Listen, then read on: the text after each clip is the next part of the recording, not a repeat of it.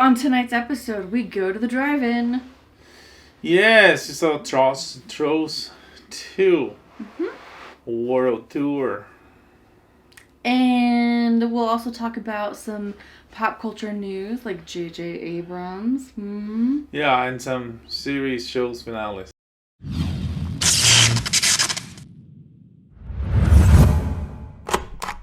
So, how was the drive-in? It was good. We went to this local, the closest drive-in that was actually open in this place called Basin. Not Basin, it's called Mount Pleasant. Mount Pleasant. Yeah, Basin Drive-In. Yeah, it's quite of a drive, but it was fun. We watched Trolls 2, and it was really like musical. It was more musical than the first one. It was, wasn't it? Yeah. Yeah.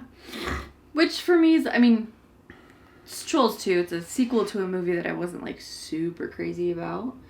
But a big part of the appeal, I think, is the music. Yeah, no, it was definitely fun. The music by Justin Timberlake and Goran Spashnachma. Yes. Yeah. Did Rachel Bloom write anything?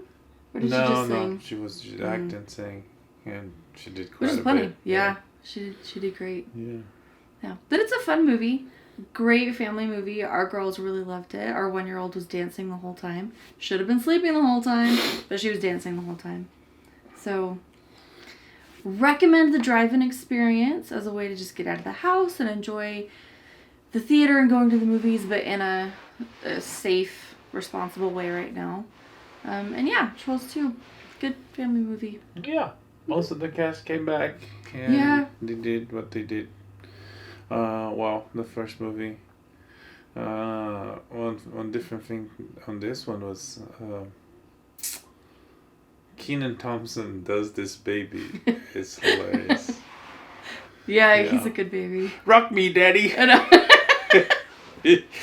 It's great. It's great. It actually has a pretty star-studded cast. Yeah. Sam Rockwell. Yeah. Who else? Kelly Clarkson is one of the voices. I don't know. Have IMDb loaded on your phone, because the whole time we were watching, we're like, wait a second, I know that voice. And and this one was all the first one. You've got this whole plot between like the trolls and the Bergens, and the music is just sort of like a vehicle for the story. But for this one, for Trolls 2, it's all trolls. Like the antagonist is a troll. And music is everything. It's part of the whole plot. It's the weapons. Anyway, it's all music the whole time. There's different races of species of trolls, and each species is a different type of music, different genre of music. See. There's techno, funk, pop, rock, classical, and country. I remembered all 6. Yeah. I could only get to 5 last night. And this is very exciting. Yeah, that was fun. More about drive-in. Only one movie theater or movie drive-in in the entire country is reporting numbers. Like box office? To the box office and reporting attendance, reporting numbers. Mm-hmm. And last week was only this drive-in in Ocala, Florida. And little town in Central Florida. And, because it's only one theater in the country, it's like box office for the entire country that week. It was like, which, I don't know what's going on, because I know other movie theaters are doing either drive-in or adapting. There's a local movie theater here that adapted the parking lot to be a sort of drive-in, put a big screen and set up the radio station so that people can go and watch. And I know there's another drive-in opening for the season this weekend, and all the drive-ins throughout the country, but only that one is reporting box office. I don't know, is it because it's a new movie, or is it because everybody else is showing reruns, old movies, or through streaming? I don't know what it counts, but only Ocala, for all intents and purposes, the only movie theater open in the country is Ocala, Florida. Yeah. Yeah. Dark time. Actually, even not everybody else is reporting numbers. It's actually a good time for driving. People are saying that it might be the resurrection, the comeback of driving features. Yeah. I thought it was really family friendly. I mean, we have 2 very little kids, a 3-year-old and a 1-year-old. And going to a regular theater with a bunch of people is, I don't know, we tried it once. And our 3-year-old went. Well, she wasn't nuts. 3. That's true. She was only, 2? 2, I think. Yeah. If that, yeah. So, it was a little much for her. But, like, inside the car, they can be noisy. We had dinner. I don't know. It was I felt like it was a little bit it's just easier. private. Take some of the They can pressure do whatever off. they want. Yeah. They can put the volume whatever they want. They can dance. They can jump. They can sleep and snore if they don't snore. But yeah. No, they enjoyed it. It was fun. The families in the pickup trucks, though, they had the best setup. Yeah. The pickup trucks were full of, like, mattresses and sleeping bags and pillows. Put it in the bag. Yeah. Yeah, that looked fun. But for now, having the children contained was kind of nice. Yeah. But anyway, yay for drive-ins. And yay for movies. Yeah. Okay. Some news. Yes. J.J. Abrams signed a deal with Warner Brothers. This is very good news. For 3 new shows for HBO Max. One of the shows will be The Shining, Stephen King's spin-off. The other one's going to be Justice League Dark. And I don't have details on the third one, but that's what we know. But there's another one. There's 3 shows, yeah. And yeah. Based on what he's done with Fringe, I think he's a great pick to develop the universe of The Shining. Yeah, that's true. And Justice League Dark as well. You know. The most probably there will be a Constantine. It's some people say it's unlikely there will be Matt Ryan, but who knows? The HBO Max shows are very new land, and we don't know what's gonna happen, if they're gonna connect to CW or if they're gonna connect to the movies. Yeah. I think if they do or don't, I'm not too worried about that. Yeah. As long as they make good shows and good stories. I'm pretty sure they're gonna do something decent. Oh, yeah, for sure. We haven't been disappointed. Yeah. Do we have a date for HBO Max? Yes. Also, HBO Max finally announced the release date. It's gonna be May 27. Okay. And that's not long. I was wondering about what's going on if I have HBO and comes HBO Max. I'm gonna have to sign. What happens is HBO Max actually gonna have HBO Now complete catalog, everything HBO Now has, including the weekly new shows that go on HBO, cable, HBO Go. But they're gonna have more. So, and in most cases, so far what we know is whoever signed up for HBO Now gonna automatically have HBO Max.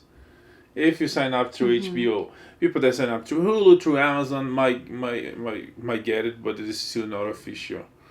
So it's gonna be it's gonna be very cool. It's gonna be like a huge increase on the catalog, because you're gonna have HBO already has movies and the TV shows, but now they're gonna have everything that Warner Brothers owns. It's like all There's a lot. cable channels, like a lot of other movies. Yeah. Friends is coming to HBO Max soon. Yay. Yeah, I don't care. No, I think I'm more excited about the DC content that they can develop. Oh, there's also there will be some sort. That's not clear yet, but there will be some sort of connection. Like if you have HBO Now, HBO Max gonna have HBO Now and more. Most likely, HBO Max is gonna have what DC Universe has and more. So Okay. at least like officially we know that Doom Patrol is gonna be on HBO Max and Okay. DC Universe. So maybe everything that DC produces, film wise and movie in TV wise, of course not the comics, No. but yeah, Okay. video Interesting. productions most probably, but it's still not official. But we'll see. Yeah, Cool. That's exciting. and hopefully the Snyder Cut. Yeah. I can dream. You know, it would be very on trend to release the Snyder Cut right now. Yeah. You know, everybody's like releasing stuff and. I mean, for HBO Max is May 27, and sure. I don't know, maybe things will be way better then. Maybe. Everything's gonna be reopened, but yeah, if they could release, does Snyder Cut during the quarantine, that would be very appreciated. Hint, hint. Yeah. Nudge, nudge, He wink, knows. wink. Yeah. Okay. We've had some big series finales, right? Yeah, both series finales. Yeah. Empire. Empire. Yeah, the Lions saga on Fox What a family. finally got to an end, and I don't know, both series finales for me was like, you know, talking about Empire first, the there's two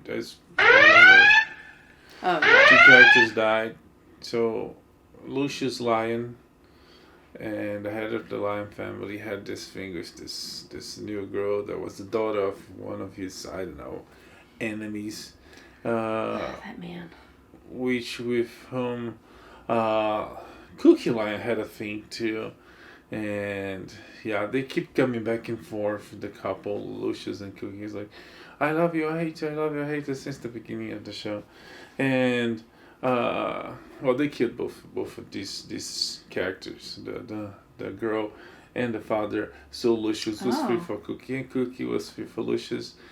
And what happened was the Lucius revealed to Cookie that when Cookie was in prison, and if you watch the show, you know that Cookie went to prison for 17 years for something that Lucius did. He never wrote her, but he actually wrote her, like, I don't know, every week, every day, but he never sent the letters. He had all the letters. Okay, it doesn't count. It doesn't count. Well, one of the letters became this song about, it's called Home is on the Way, and about how he loved her and he's nothing without her. Like, yeah, a song that he wrote for this other girl. But he told us, like, I actually wrote this song for you a long time ago. And they kind of got closer. Not like, it's not official or completely clear that they end up together, but at least they got closer or friendly. And they worked together to kick some of the people that are trying to take over the Empire business. And the show ends, the last shots of the show are when they go to a premiere of the movie called Birth of Empire, telling the Lion family story. And yeah, it's like that. The last shot is like Cookie looking at the screen. I don't know, I thought it was like a death and a birth. The beginning of the season, they had like scenes of Lucius dying and Cookie dying, explosions, and then none of that happened. Yeah, I thought it was okay. At least Justice Smollett didn't come back. Well, he shouldn't anyways. And, yeah. So it was funny. It was like he was mentioned, like, there's this song that one of the sons of the family sing about the whole family, and he talked about his brothers, and the character Jamal was one of the brothers, and he was like, and then there was Jamal, and it was like, that's it. Like, I don't know, half a line and move Aww. on. Yeah. So. Too bad. Well. So yeah, it was okay. For me, I was like, yeah. I don't know. It's tough to write, produce series finales. It's like every time you try to,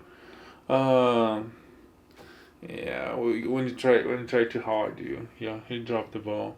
When some season finales work way better most of the time, but when you want to say, okay, let's wrap this up, you either wrap it up pretty badly or you don't. You leave it so open that it's like, okay, I guess then we'll next season.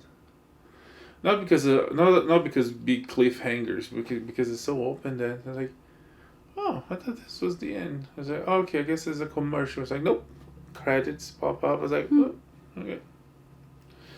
Yeah. Okay. What about Plot Against America? I gotta say, I really loved this show, but I could never remember the title. And something you said about the finale, I think made me realize why I couldn't remember the title. And that is through the whole show, there's never really a plot. Like a clear, someone's scheming, making a plot. There's no plot until, the end of the series finale. It seems like, all the time, it seems like the plot against America is President Lindbergh being elected. And, so because he's anti-American, he's, I don't know, Nazi, he's anti-Jew. So that would be the plot against America. But he was elected, and there's no evidence on the show that there was manipulated. So he was democratically elected.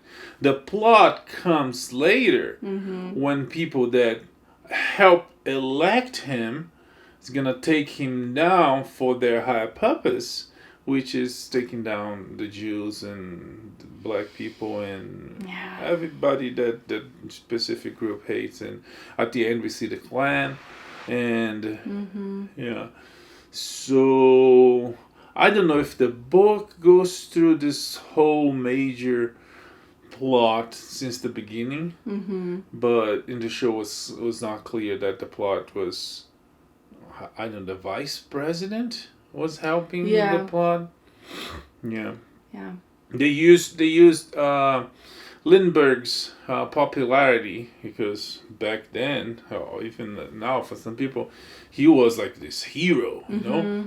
And they used that to elect him, and some of his ideas, he was some people would claim that he was a Nazi sympathizer.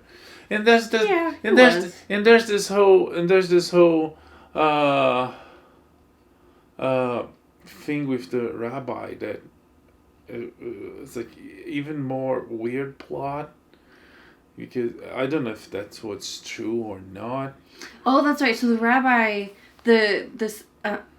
Evelyn is her name? Yeah, Evelyn, the sister, marries the rabbi, who's way older than her, and it's Bengelsdorf, I think. And anyway, so he, as the Lindbergh presidency falls apart, he ends up getting arrested by the FBI. And like many other people that were apparent, and that's the thing I don't get it, because when Lady Lindbergh comes and talks on the radio about how she was sent to a hospital without her permission, she was basically forced out of the picture, and she talked about how like these people loyal to the president were arrested. And she demands that these people would be free. And the rabbi was arrested. And then when he's free and he's saying those things, it's like, it seems like, okay, so maybe that's true.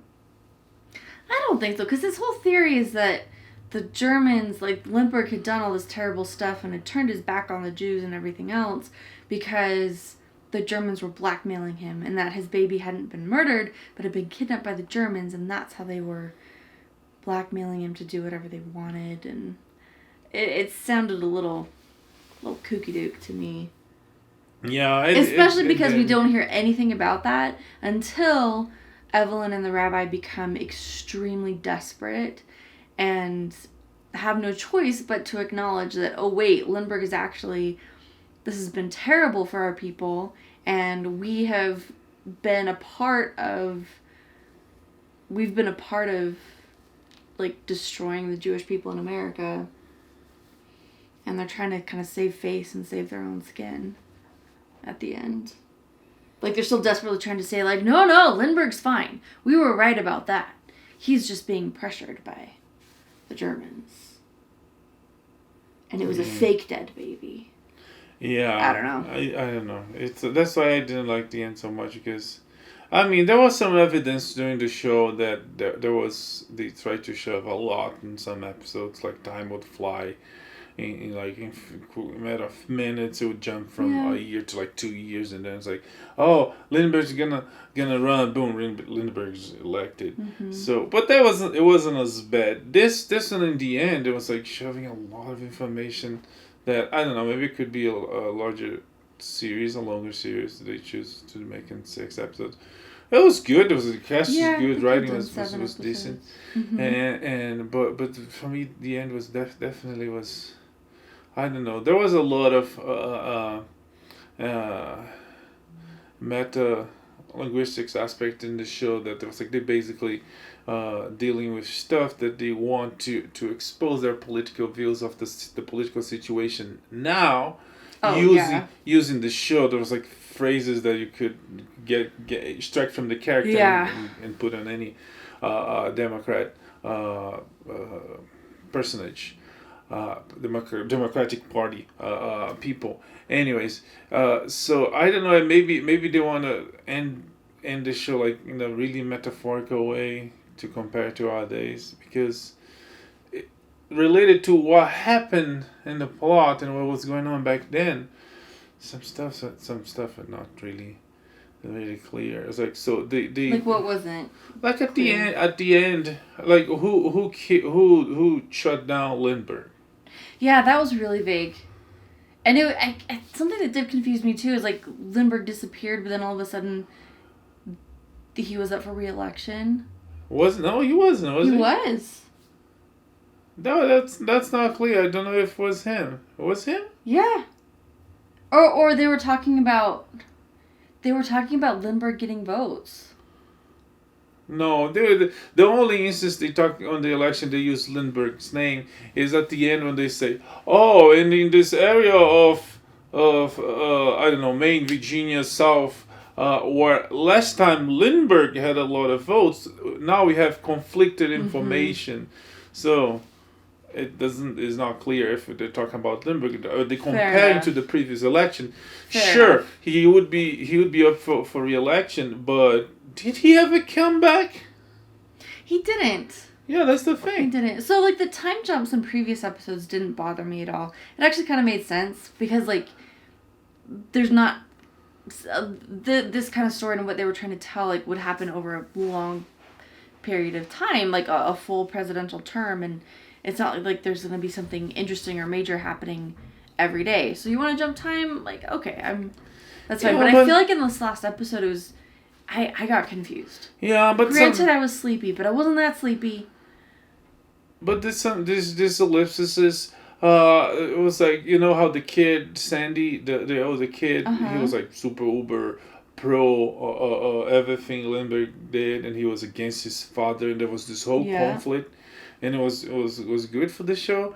Mm-hmm. And then like in the last episode, boom, he's like Robin to his father's Batman, and he's that made sense to me because he finally realized like things had reached a point where he couldn't. It was really clear to him now that Lindbergh wasn't just someone his dad didn't like, but that Jews were getting killed, and Lindbergh knew about it and wasn't gonna do anything. Like to me, that turning point made sense. Yeah, especially in a young kid. Yeah. I don't know. Yeah. What else?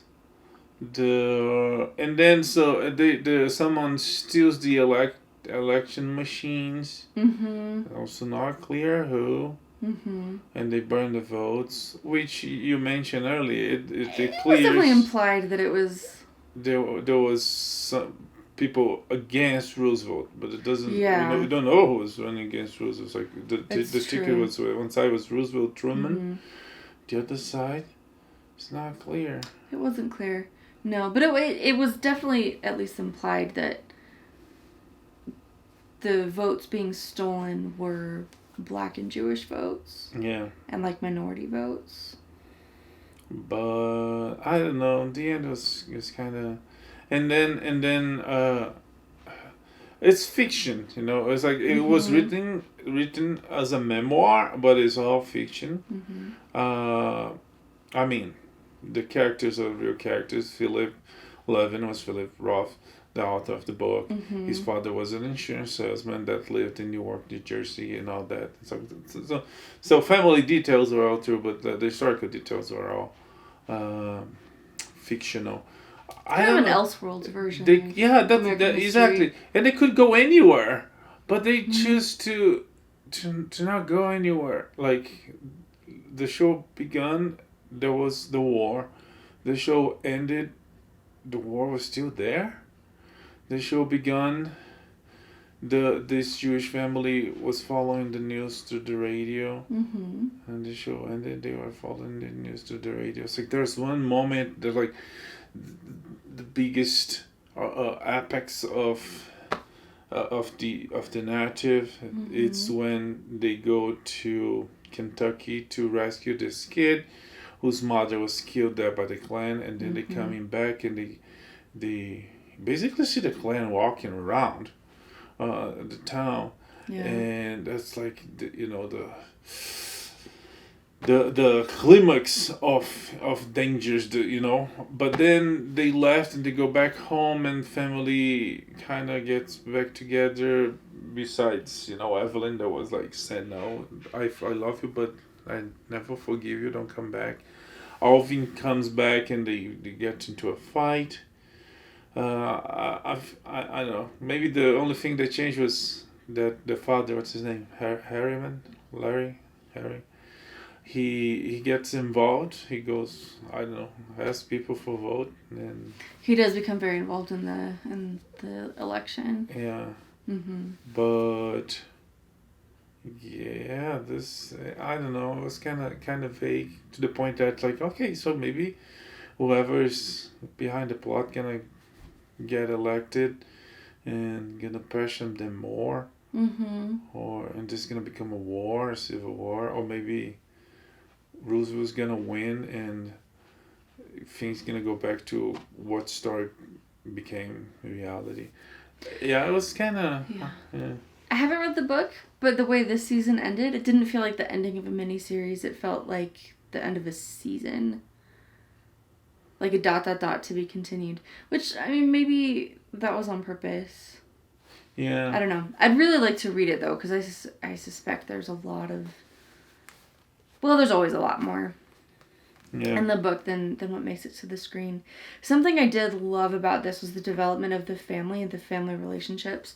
And the way they told this whole story by focusing on a family. The husband, the wife, their teenage son, their much younger son, and then the sister. Because there were some really cool family dynamics and character evolutions through that. One scene that I really loved in the finale was when the Selden, I think was his name, the little boy that they rescued from Kentucky, he goes upstairs and sits down next to little Philip Levin. They're the same age, and they're little boys. They're like 10 years old, I think, and you can just see like the weight of this persecution. You see them like grow up. They can't be children anymore because now they know what's happening, and it's like you can see the weight of like thousands of years of persecution of their people fall on their shoulders, and they have to accept that like this is their life now, that there are people who want them dead or gone, and this is just something they have to accept, but they're there for each other. The other thing, or the character that I particularly loved watching develop was the mom, Bess, or which is usually short for Elizabeth. Anyway, she went from a pretty generic, like, kind of what you'd expect from a mom at that time, you know, taking care of the house and, you know, making sure her boys are, you know, clean and well fed and they have, you know, beautiful meals and keeping the family together and everything else.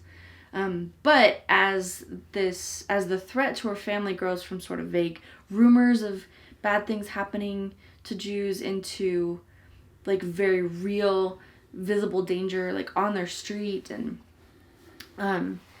we see her transform and rise to meet these challenges and overcome her fears and really stand up, kind of becoming a... She goes through a pretty tough situation because at the same time that she's fighting this enemy that is coming, her sister joins the enemy side. And that's tough, and she has to choose. Like, she's got her husband on one side and her sister over here and a teenage son who's trying to find his own path, and then her little boy, her youngest son, who she wants to protect but is not dumb and he knows what's going on, or he's figuring out what's going on, and yeah, she really grows and develops into that to the point that she starts calling the shots, and she's able to protect the little boy in Kentucky, like get him rescued and into their home, and she's able to bring her teenage son is able to come back, and she protects her youngest son and keeps her whole family safe during this crisis. So despite all the weird things with like the actual plot against America, something I feel like the show did really well, and the reason I would recommend it, besides the cool like alternate history thing, would be just these different character developments, and I think it was, well, as I said before, really beautiful stuff, well done, well acted, and all that. Yeah, they took some liberties. I know that they took some liberties with Alvin and some other characters, but yeah, overall was good. I can't say it was a good adaptation because I didn't read the book. Yeah, I'm going to though. But it was a good show. The cast did terrific. The technical, the whole portrayal of Newark, New Jersey, America back during World War II period. It was really well done. Yeah, that's it. I guess that's it for this week, right? Yeah, pretty much. Oh, unless you're like super into basketball, ESPN is airing a 10-part documentary about the 1997-98 Chicago Bulls and Michael Jordan. Yeah. So check that out. I mean, it's Michael Jordan, so you don't have to be... you don't have to be super into basketball. I saw some quote someone posted. I can't remember who posted, and I can't remember who said it, but it was like, it was not Michael Jordan. It was God dressed as Michael Jordan playing. Yeah, that's how good he was. Number 23, right? Yes. Yeah. Well, see you next week with more news and more commentary, and send us a message and comments if you want to hear about anything. Have opinions, questions, if you just want to say hi, and that's it. Did you talk about how Comic-Con was canceled? We didn't. Oh my gosh, that's huge. So San Diego Comic-Con was canceled for the first time in 50 years. So because of coronavirus, and so sad news, but there'll always be next year, next time, or next to you. So yes, this won't last forever. Yeah, stay safe. May the force be with you. And live long and prosper. Bye. Bye.